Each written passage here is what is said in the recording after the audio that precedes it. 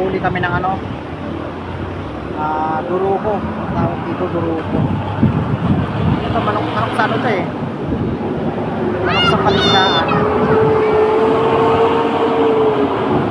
Ang tinutukan nito ano, mga sariwang isda. Kaya mahirap ano to, mahirap alagaan tong mga manok. Manok! Kasi mga sariwang isda yung ano, tinutukan nito.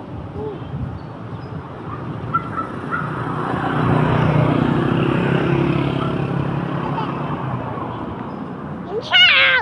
Guys! Guys! Guys! Ang puso ko natulog. Ito nakita ko to sa ano eh. Sa bende! Nakita namin sa ano, sa gitna ng daan. Nakatayo lang. Kaya inuuli namin. Yan, duruko yan, duruko.